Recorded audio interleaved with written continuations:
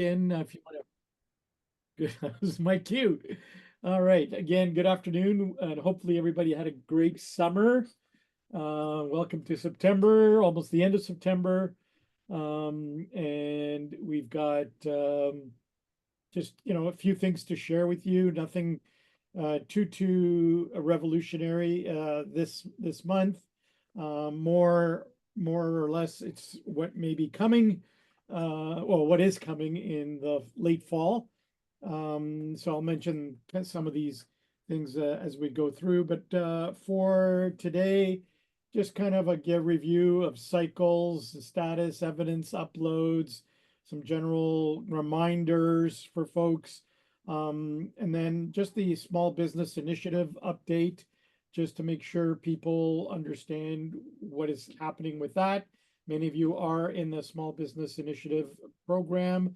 And so how that's going to be transitioning.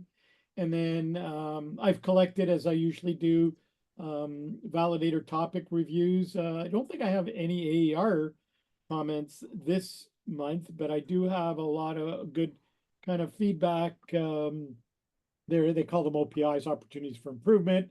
And then we'll look at our next meeting agendas, ideas, and any the dates for the next meeting.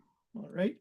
As always, please unmute, ask any questions as needed as we go through. I do have the chat open, but it's always good to have a conversation, and I can try to answer any questions. So as you are aware, you are 100% responsible for tracking your expiry dates. I do try to see how things are happening with folks and send out reminders, but at the end of the day, the responsibility for submission prior to expiry date is up to you. And the way you prepare the evidence is listed here. Again, we group all our evidence under plan, do, check, act, and act as if you need it. If you have large dues, which some of you happen to have, you can do, a due package 1, due package 2, and you still have room for 5, right? 5 uploads per topic. So try to do it that way. The other thing that we've seen is especially when the packages are large, where there might be 20, 30 pages. And remember that the evidence list in your evidence story matches the upload packages. So what you should do on the evidence story for large packages is put the PDF page number beside each of the items listed in the evidence story, so that when I'm looking at it and it says, training attendance records, it'll say page 8 to 12. So when I look at page 8 to 12 in the upload, it's your training attendance records, right? Signs, pictures. So put the page number right beside that, especially when they're large, because what I'm finding sometimes is they're large and the order that you listed them in the evidence story is also not the order that they're uploaded. And so we've got to flick around and look for everything to make sure it's all there. So it's much easier for me. And then if it's easier for me, it's going to be easier for the validator. And if we make it easy for the validator, the likelihood of getting a complete is greater and less chance of them having a lot more questions about finding things. So it just makes it much more organized. It's also a good verification for you that everything you wrote in your evidence story, everything you listed as evidence, actually gets uploaded. Because a lot of times I find it either way. I found something gets uploaded, but it's not mentioned in the evidence story, or it's listed as evidence that you're going to upload, but then I look for it on the upload and I can't find it. So by making sure that you correspond the page numbers in the PDF, it'll be a good way to audit that everything is there. All right. Once you do the uploads, the next thing you do 2 more things. You change the draft to ready for review and you send me an email. Don't forget to hit save, especially as you're uploading topics. I even do it for, when I have to do it, I'll hit save all the time, even in between topic uploads. Don't wait till you're done all the topic uploads and then hit save. Just keep hitting save. And the foolproof way to know that the upload worked is to go to the portal, go to the view evidence, and see if you can actually open it yourself from the portal. Because if you can open it, I will, and so will the validator. I did find in a few instances, for some reason, the PDF gets corrupt. I try to open it. It's there. It shows that it's there, but it won't open.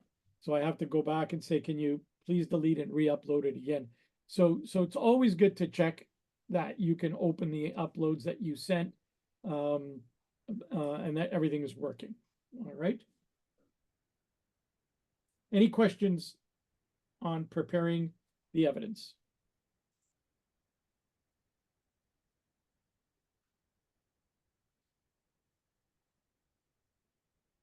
All right. Don't see anything in the chat. Don't hear anybody.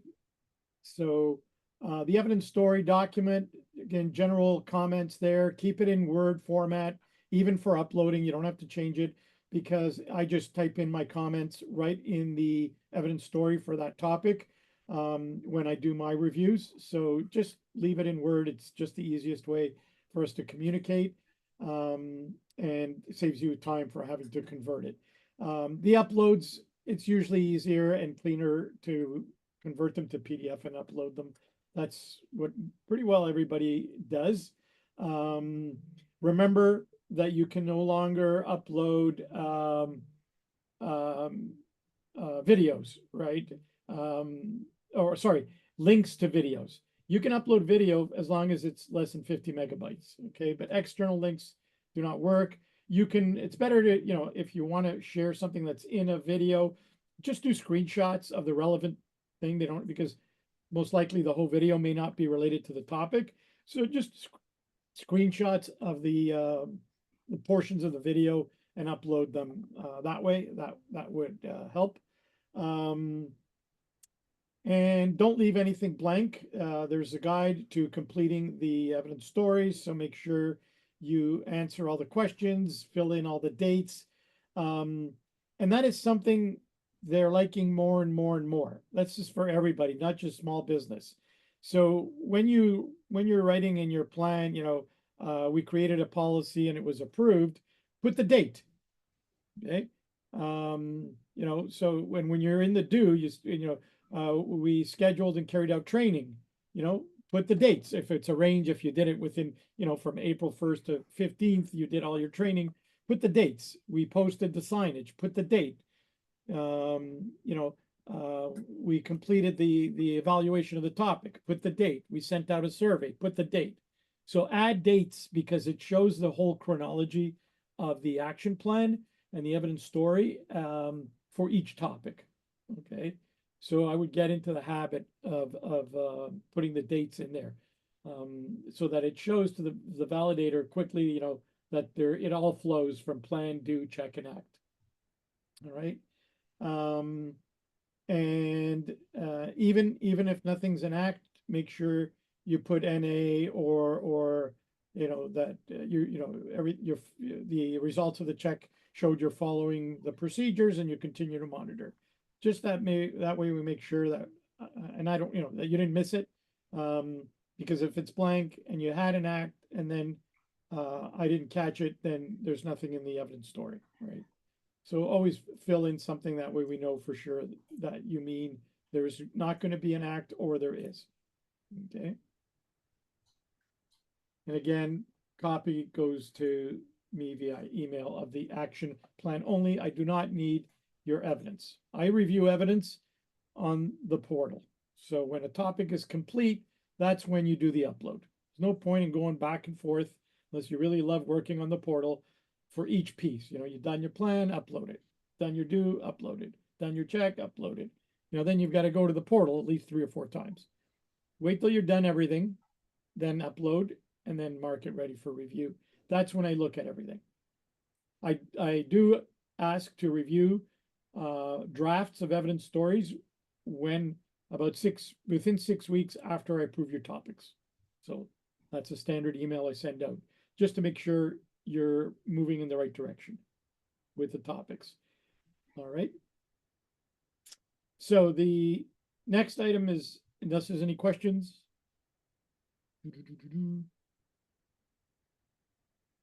Nope. The Small Business Initiative.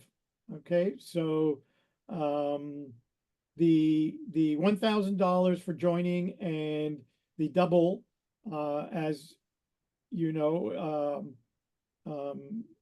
for approved action plans up to December 31st, they will still be eligible for that program. And you cannot get a deferral beyond, you can't get a deferral beyond December 31st, 2025 for double rebate. Okay, so whenever you join now, if you know, it'll end before, obviously, if you join now, it'll end before the end of 2025. But if you want an extension, then you're going to no longer be eligible for double rebate, right? So there will be, you got to get it done on time. Okay.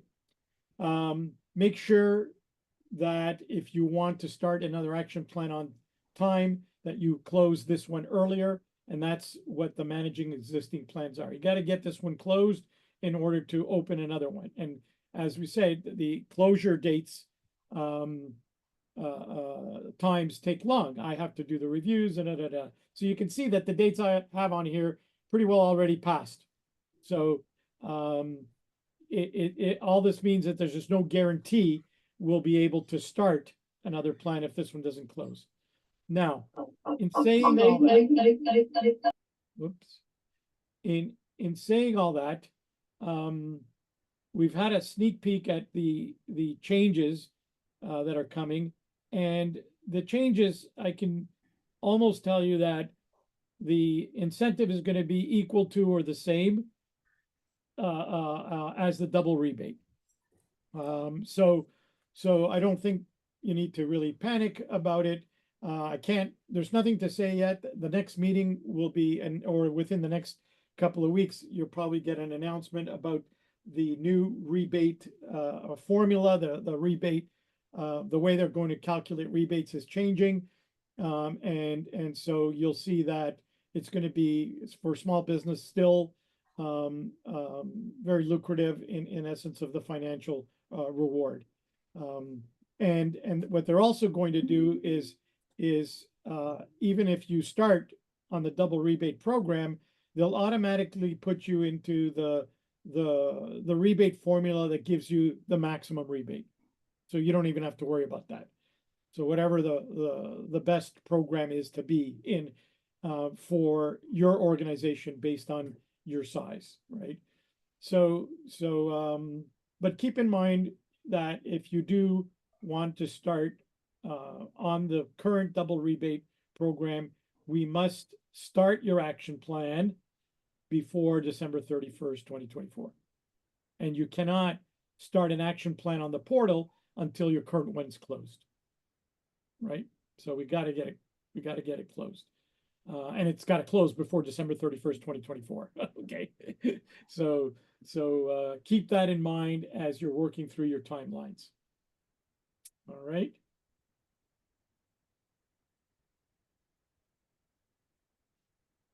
No questions? Good. All right. Topic review comments. So there's quite a few of, and again, I always encourage you, even if your topics get marked complete, go on to the portal, because you'll get that email that says status, and then you'll probably click on it and you go to, and you see complete, and you go, yay, and then that's it, right? No, don't do that. Go to the completes and read the report. Every topic will have some sort of a report, right? Even if it's just to tell you did a great job. But what you see here in the next couple of slides are the things that came from those reports. And so this one was specific to the investigation topic, but it could apply to many others. And this is one where they're always looking for people that rush. It says, don't rush through the implementation, right? because you did the check, they did the check or the evaluation too early, right? The whole idea is to get enough information to know that the topic was fully and properly implemented, right? You're basically auditing it, and you can't do it too early, right? So in this case, Sorry, James, yes. I don't mean to interrupt, but are No you problem. sharing a screen? Because I'm not seeing Yes, I am. anything other than yourself. No, I am doing a screen share. Are you everybody else can see my screen? No, No. No, it's not on, Jeeves. It must not have come on. Oh, no, cannot see the screen. it says I am sharing. Okay, hold on. Let's try that. Now we can Okay. see. Now it's here. Yeah.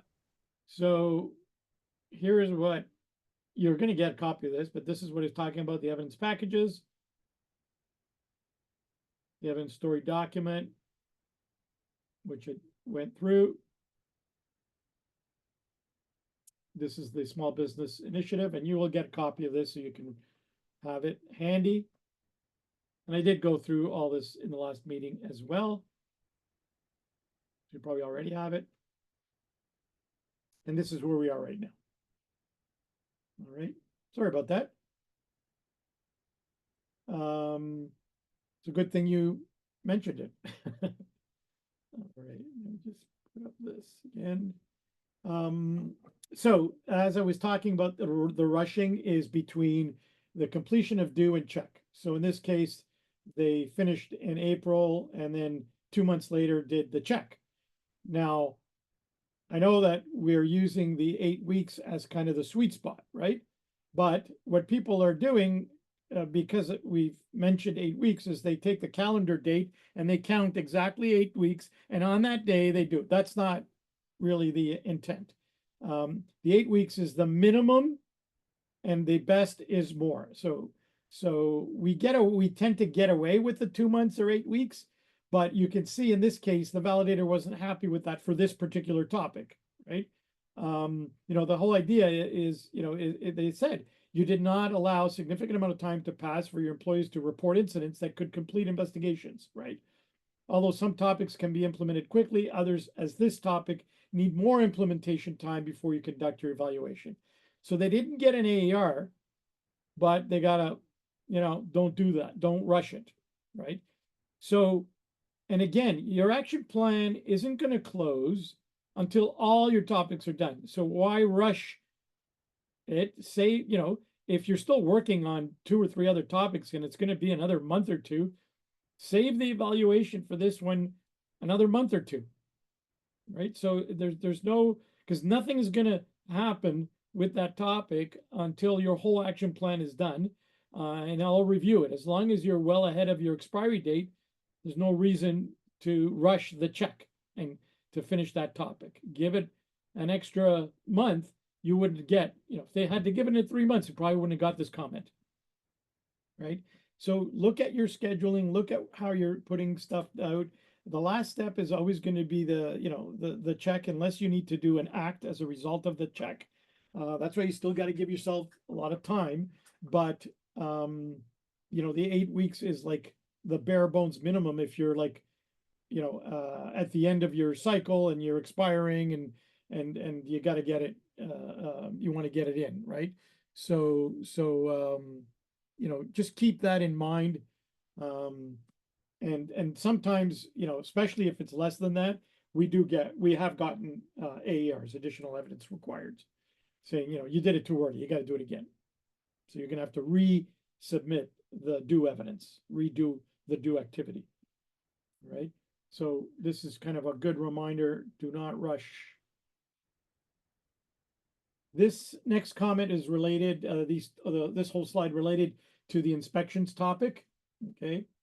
They commented that the evaluation form, which is like the checklist we tend to use, a lot of you use, was good, except that you need to provide rationale or comments. So what that tells us is with any evaluation, you need to show the conclusion, right?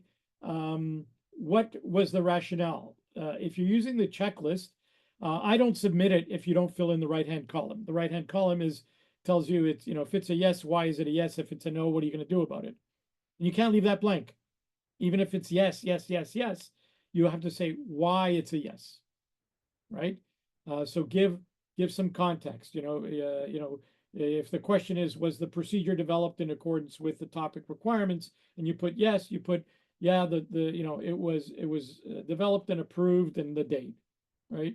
So give some context, and then you can even reference see plan evidence package, right? So always put some reference rationale as to how and why the yes is a yes. Okay.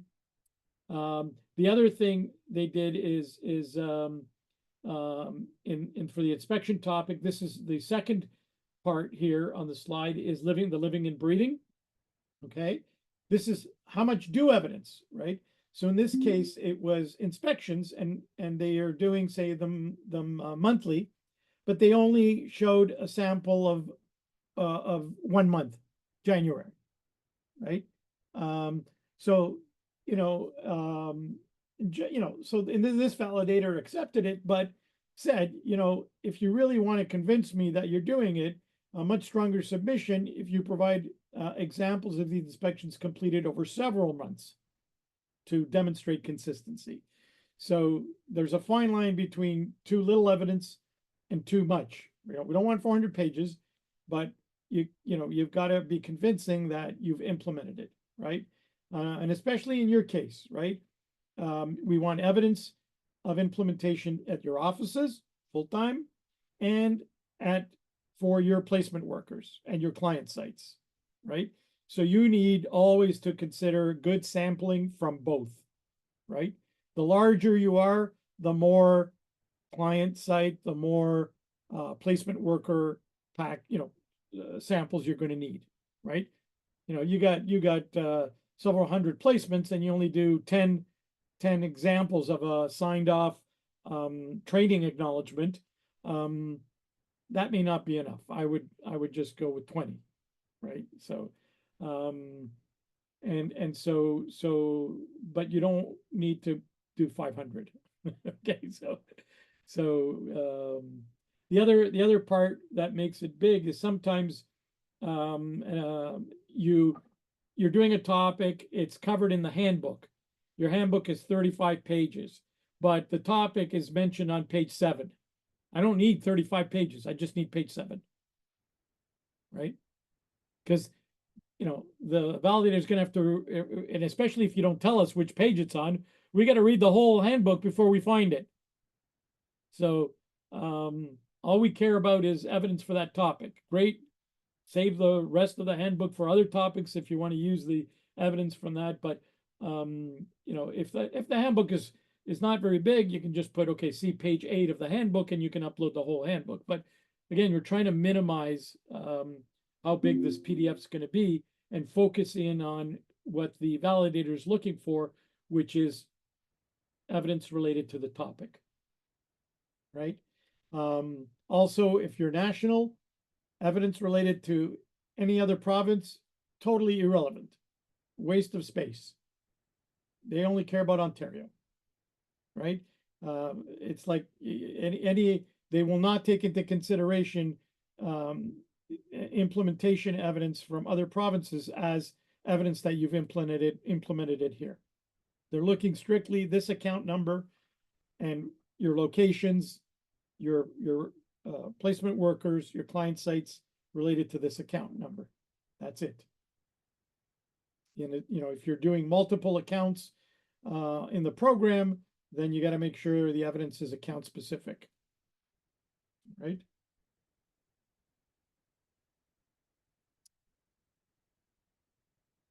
So this is again going back to check. This was different comment that in this case you did the check, but what's the conclusion? Right? You got to come up with some conclusion. You reduce the number of accidents. You're doing better reporting. What was the conclusion of your find? You did a survey and you got the survey results. Okay, so what's the conclusion from the survey results? Right? It's great. You did the survey and you uploaded 10 survey results, 10 copies of completed surveys for your check. But That's it, right? You've got to say, okay, we did the surveys, the findings were this. And you can just write the findings on, when you submit the surveys, or you can write in the evidence story, right? Just tell the validator your findings or recommendations from the analysis of your check, right? Not just the activity. Great that you did the check. Here, the validator is saying, okay, don't let me guess the results. Tell me what the results that you find from the check, right? And especially for controlled hazard topics, did it reduce the hazard? Right? Do you feel it's, you can do quantitative, qualitative evidence for that, but at least put something, right? And then remember that the act is always a direct result of the check.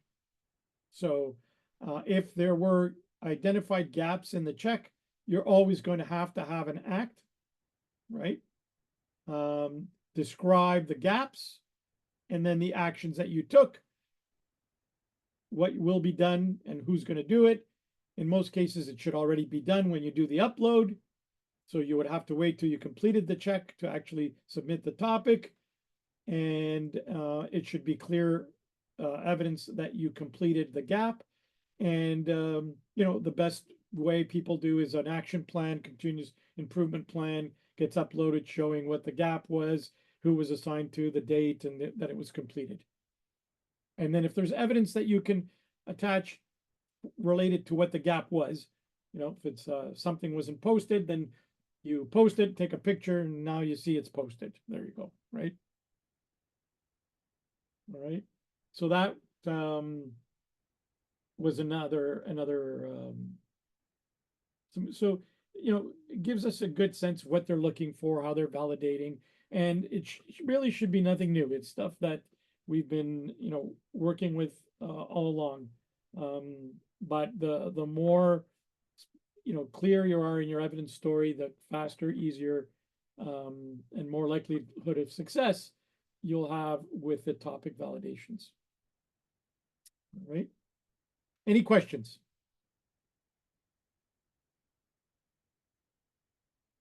Very good. All right.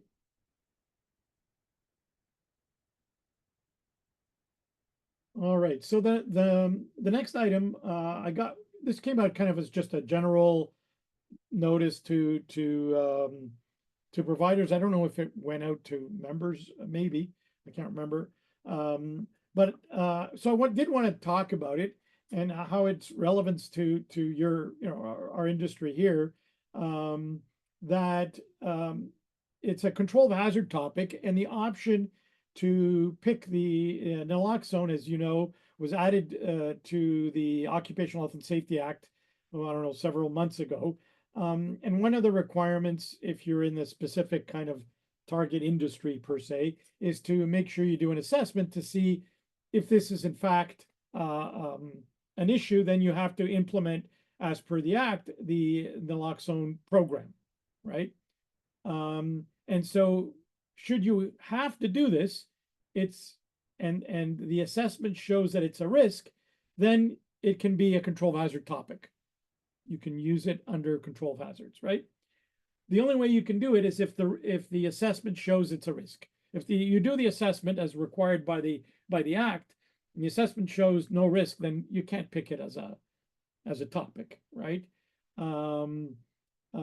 You can do a general what we call impairment at work topic, which covers any it would be related to drug and alcohol policy kind of thing. But so the hazard, you've identified somehow that this is an issue, and that you want to address it through this type of a program, right? And specific to naloxone, you have to comply with the regulatory requirements for its implementation, right? Having the kits, having people trained, and that the sort of thing that's required under the act, right? So you can leverage it as a control hazard topic if the assessment shows it's at risk. And so in your scenario, the way I would see it is you may be placing workers at a client site that has the program, right? So if you're doing that, then technically your assessment, because of where you're placing your workers, would show that there is a risk. And so you would be making sure that for those client sites, that, you know, those workers that get placed there, you know, are trained, understand what the program's about, and, you know, that this company has the program, right? And that you, through your client site visits, have identified that that client site has a program in place, has the kits, has the people trained, right? So just because you're not doing it all as an employer would, but because your client sites have it, then I would say, you know, potentially we would be able to use this as a control hazard topic. So just food for thought. If you have placements in a number of client sites that are deemed high risk that actually have the program, right? So, all right. Questions?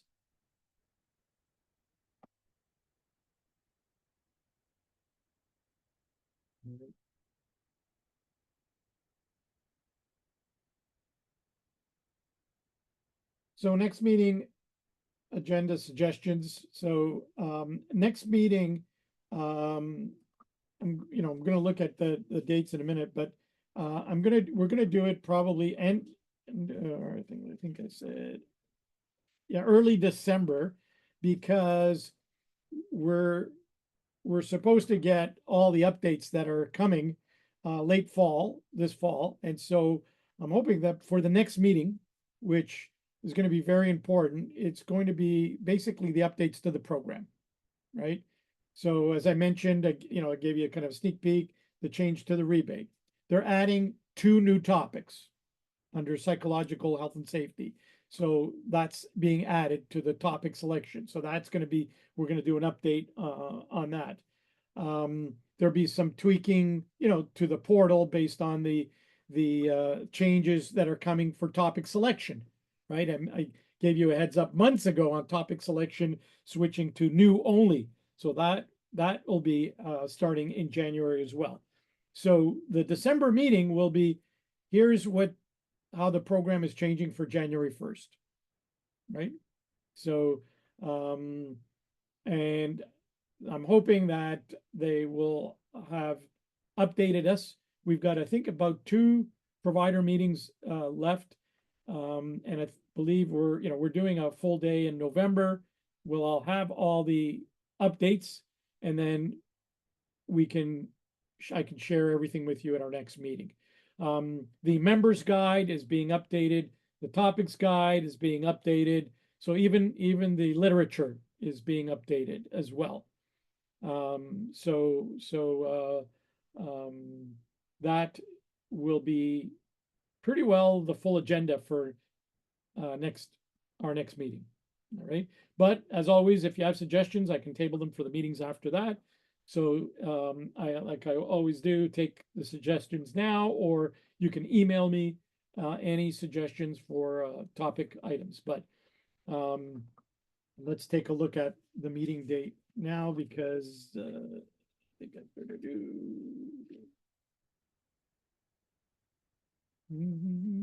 Yeah, it's November, I think December 28th. Sorry, November 28th. So I'm hoping by then we'll have had our November provider meeting. So I should have hot off the press the information I need to do the update, right? So that this November 28th is the date I'm looking at for the next meeting. Same time, same channel, 1 p.m. So please make effort. Usually the people that come to these meetings are pretty good about coming to most of them, unless obviously you have other significant priorities. But please try to circle that as an important one. As always, I'm going to record it, but it's going to be an important meeting because it will be dedicated to the updates for that'll take place about a month from then, January 1st, basically. all of the things that are coming to fruition will be active as per what we've been told.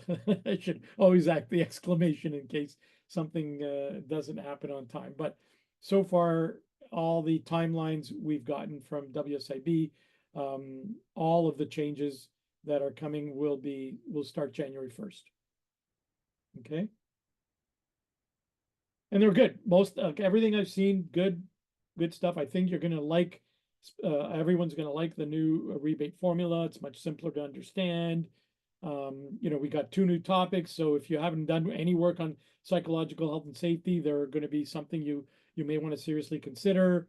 So that's those are some really good improvements and some clarifications. So for those of you that continue to have new topics to develop, either under the regular list or under the control of hazards option, the program is still here, to be used.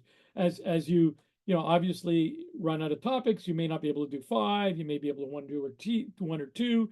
There may be a scenario where you're not doing anything new for a year, but then all of a sudden something changes, you're doing different clients work, and you've got a new topic. So then you should come back, join, and do that one topic. So anytime you've got something new, the program's here, right? As long as it meets that. So for those of you that, have really progressed and you look at the list within the HSEP program, either you've done them all or the ones that you haven't done are not really value add, then you're focusing on anything that's new through the control of hazard topic. That's really the one where, you'll be able to fit in things after you've exhausted the actual program topic list. All right. So we'll work at the topic selection phase with you each time to see what we can come up with. Any questions, comments, observations? Everyone's good? Hope everybody's well. I know everybody's busy. All right, I look forward to seeing your submissions. Again, if you have any questions, you know where to find me. And other than that, we will, some of you talk to you before December 28th, and some of you will see you back. We'll see your little black box back on December 28th at 1 p.m. All right. Thank you, everybody. Thank you. Thank you, James. All right, take care. Thank you, James.